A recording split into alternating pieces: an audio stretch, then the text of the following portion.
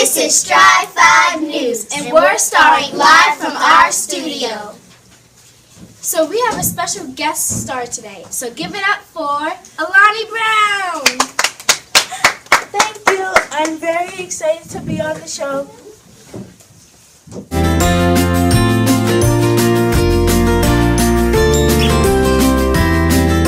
First, Alani, I would like to thank you for being on the show. You're welcome. And the first question says, how do the seasons affect the desert? In spring, the flowers bloom. Spring begins in the late February and ends in the late April. Well, what type of seasons are in the desert? Only hot seasons like spring, summer, and fall. Well, how do storms affect the deserts? Usually when it's windy, it blows us away. It also gets cold, but only when it is raining. The temperature is 60 degrees Celsius. Well, what are the temperatures in the desert? Well, at night when I carry my thermometer outside to go get my puppy from off the porch, it is below 32 degrees Fahrenheit. Well, how much precipitation occurs in the desert? Going in my garden, I look back when it started raining, and there was only 10 inches of rain, and only a little bit of it caught my plants and trees. Well, the final question is there any humidity in the desert? If so, how does humidity affect the desert? Well, deserts are very dry for a fact and don't get a lot of rain, so the grass and the sand wouldn't be moist.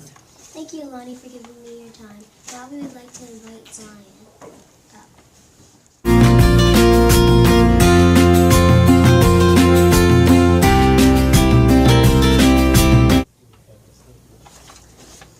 Thank you, Ashlyn. Now, Alani, I've heard there are some very interesting animals in the desert. How about you tell us some? Some very interesting animals in the desert are antelopes and scorpions, which are my favorite.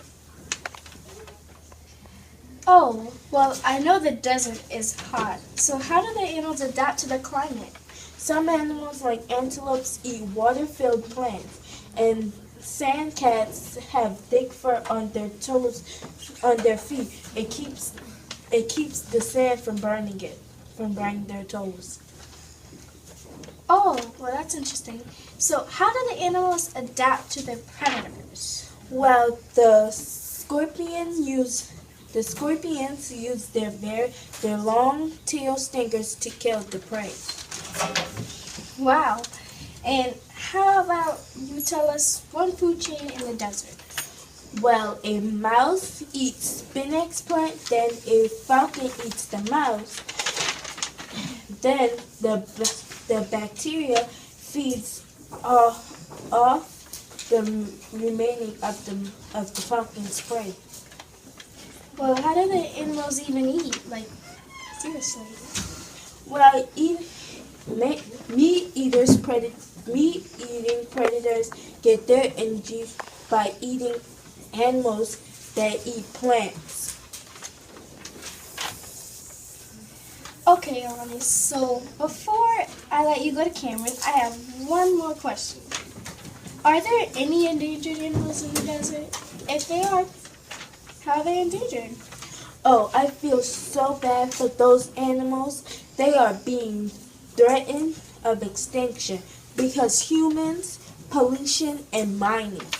Some are being exposed to lots of danger. But before I go talk to Cameron, I have a question for you, Zion. Would you live in the desert with me for 6 weeks? I'm pretty lonely out there. I'd love to, but we are already sending someone out there with you, and the audience will find out on the next episode.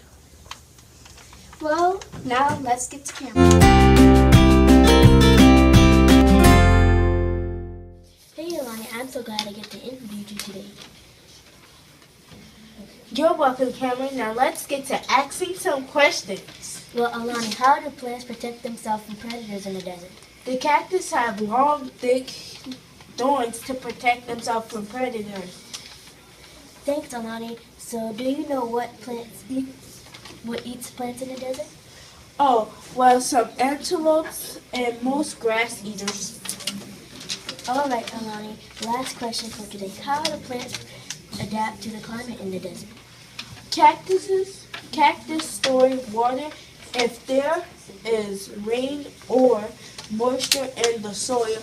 Cactuses soak it up and live off it for a very long time.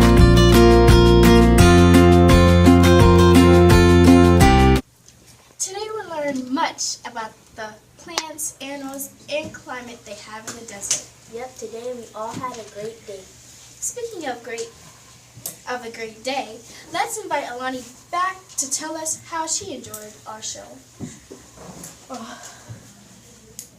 I mostly enjoyed how they asked me all the questions.